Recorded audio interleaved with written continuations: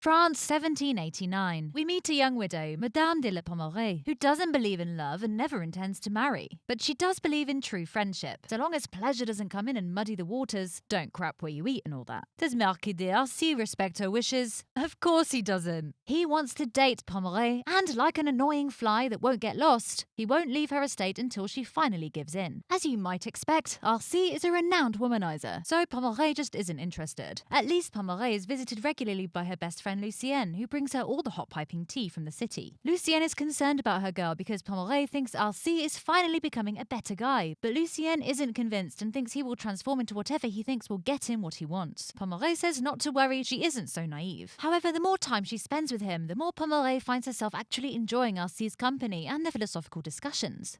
One afternoon, she finally surrenders to his advances, and they shack up together as a couple, living on Pommeraye's estate.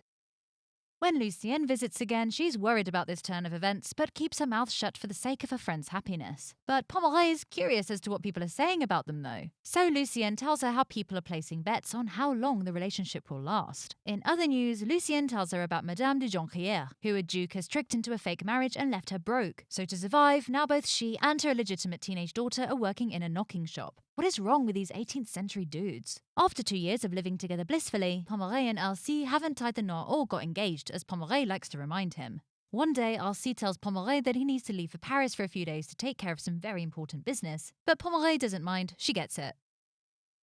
However, when Arcis returns, he tells her about some big construction plans he has for the city, which will take up much of his time, naturally. From then on, Arcis begins neglecting Pommeraye, spending most of his time in Paris. Whenever he comes back, he ignores her, focusing his attention on blueprints and talking with the architect. The next time Lucienne visits and hears the gossip of recent events, she once again worries about her friend being with some playboy who doesn't appreciate her. What a good friend. Pommeraye swears everything is fine, but when Lucienne apologizes for doubting her relationship, Pommeraye feels guilty for lying and confesses how Arcis has been neglecting her. Lucienne isn't surprised because the honeymoon period always fizzles out, but she gives her friend a vital piece of advice. If she wants to know the truth, she has to speak to Arcis. So Pommeraye approaches Arcis and tells him she doesn't feel love or a spark between them anymore. She expects Arcis to rebuff this notion and say they're just going through a rough patch. But to her dismay, her plan backfires and Arcis confesses he feels the same. He's been feeling like that for a while, he just didn't have the guts to bring it up.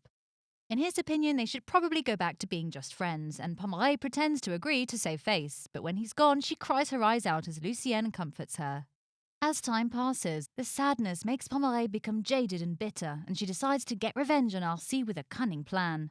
Thinking back to the story Lucienne had told her, Pommeraye sends her servants to pick up Madame de Joncquières and her daughter Mademoiselle de Joncquières, who is drop-dead gorgeous, and that's why she's needed for the plan to work. Pommeraye promises to reward them handsomely if they help her get revenge on Arcis, and they agree. The first step is to get the women out of the creep joint, so Pommeraye rents them an apartment. She buys them fancy clothes, so they pass for members of the aristocracy, and they're allowed to adapt for a few months before the plan is put into action. When the time is right, Pommeraye goes for a walk with Arcis in the park, where the Joncquières women are also walking by, but dressed as devout Catholics. Pommeraye pretends to be surprised to see the women there and invites them to walk with them, chatting with the mother while the daughter silently walks next to Arcis, who can't take his lecherous eyes off her. The Joncquières say they have to leave for mass, and as soon as they're gone, Arcis proves he's fallen for the plan hook, line and sinker as he asks Pommeraye who they are. Pommeraye explains how they got into trouble after a duke tricked them, but leaves out the details about their romantic hustling. Arcis can't believe a young woman as stunning as the daughter hasn't already found a good husband, and Pommeraye says they believe genuine modesty is better than marrying for money. Of course, we want what we can't have, so Arcis lusts for the forbidden fruit. For the next few days, he is obsessed with finding the Joncquières women again, going as far as to accost random women in the park, and leaving his projects on the back burner. What a loser. In his sad desperation, he begs Pommeraye to invite the women to dinner, but Pommeraye pretends she's asked once and they declined. Not willing to admit defeat, Arcis reveals that during the walk in the park, he and the daughter definitely made a connection. Pommeraye's like, yeah, okay, sure, Jan, dismissing his claims and reminding him that devout Catholic women would never look at him twice, making Arcis even more desperate for the poor girl. Later, when Pommeraye shares her plan with Lucienne, she is happy to loudly mock Arcis and how every day he comes to ask if there's any news from the Joncquières. Lucienne's opinion is that the plan is pretty over the top and unnecessary. Meanwhile, Arcis spends time with some of his past hookups to distract himself. Yet he can't quite bring himself to actually do the deed with them because it's only Mademoiselle de Joncquières he has eyes for, and other body parts undoubtedly. Weeks pass with Arcis becoming a depressed hermit, and when Pommeraye comes to visit him, he begs for at least a portrait of Mademoiselle de Joncquières so he can have more than just a mere haunting memory. Pommeraye finally pretends to feel pity for him and arranges a dinner with both Joncquières women and Arcis, who shows up with his fake humble charm and manners. Pommeraye then puts him on the spot, saying she's been discussing philosophy with the Joncquières and they'd also like his opinion.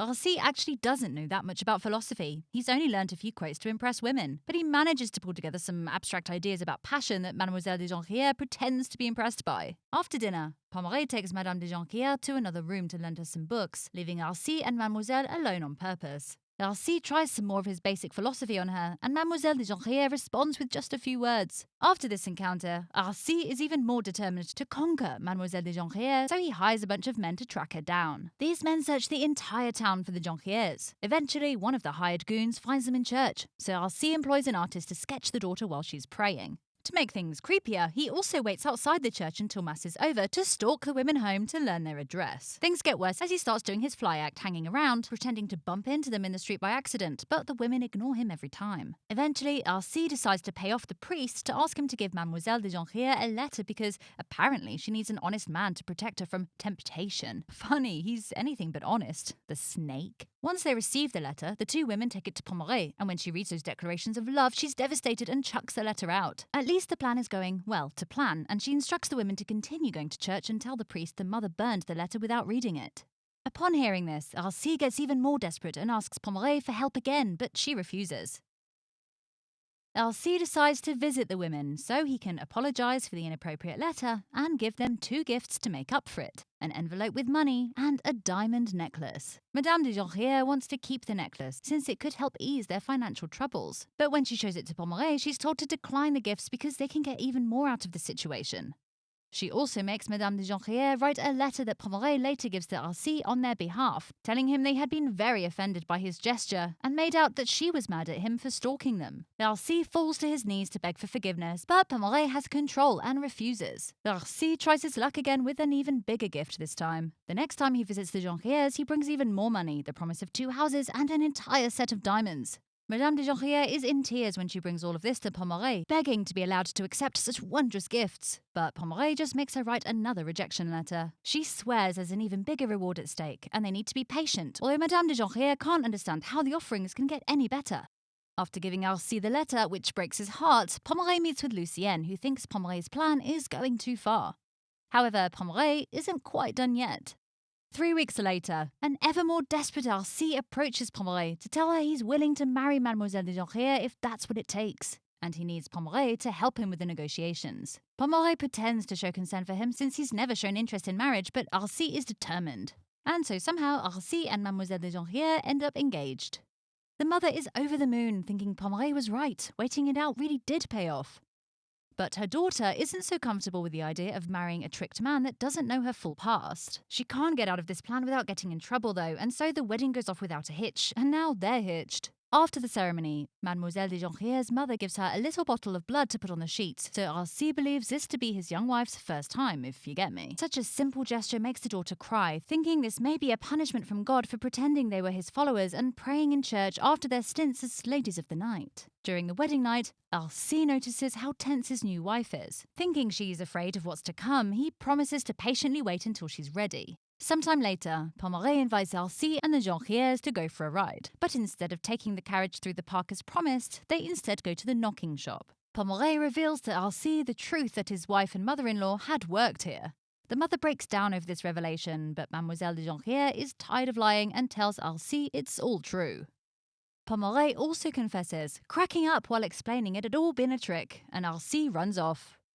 His wife tries to go after him, but he pushes her away, telling her to keep away from him if she doesn't want to suffer the consequences. Meanwhile, the mother asks Pommeraye why she's betrayed them, threatening her with a broken bottle. Pommeraye assures her she'll still pay them as promised. What she doesn't realise though is that she's ruined the women's reputations, and now they'll never be able to return to the aristocracy. As night falls, Arcis walks the streets while enduring other lords and ladies mocking him over Pommeraye's trick. When he returns home, he finds a crowd of people at the door. It turns out they found his wife in the river. She had jumped to end her life, but they rescued her and brought her home. Arcis rewards them with some cash to get rid of them, so a bribe, then shoots a look at his wife before leaving her on the entrance floor to go on with his own life. However, she is still the master's wife, and the servants help her inside. A while later, when Mademoiselle de Joncquières finally wakes up, she tries to run away, but the servants stop her and take her to Arcis, who has something to say. Quelle surprise! His honor means he can't ignore his family, even if they've brought him shame, which means he'll allow them to keep his name and live in a house away from his mansion. How kind! As he's had time to cool off, he takes back all the bad things he said to his wife, now understanding that she was just a pawn in an evil woman's game, so he wants her to have her freedom. Mademoiselle de Joncquières asks for the darkest corner of the house that a wife could have to redeem herself and show him how much she regrets lying to him. Arcis appreciates her honesty and forgives her for everything before accepting to keep her as his wife. Oh, isn't she lucky? A few days later, Lucienne is in the city when she sees Arcis and Mademoiselle de Joncquières preparing to go away. Arcis explains that they're leaving for the countryside until all the gossip dies down, and in response, Lucienne swears she hadn't been involved in Pommeray's nasty game. Arcis believes her without question as he knows what his ex is like, and gives Lucienne a message to pass on to Pommeray that he's grateful for what she did because otherwise he wouldn't be married to his beloved wife. Lucienne visits Pommeray and informs her of all the stories of the city, including that she bumped into Arcis. Although she doesn't pass on his message, saying that she saw him by himself. Pommeray believes her but says that even if Arcis hadn't been alone, she wouldn't have cared anyway, that she's at peace, but the pain on her face says it all. Thanks for watching! Make sure you subscribe to the channel and turn on notifications so you don't miss any upcoming videos.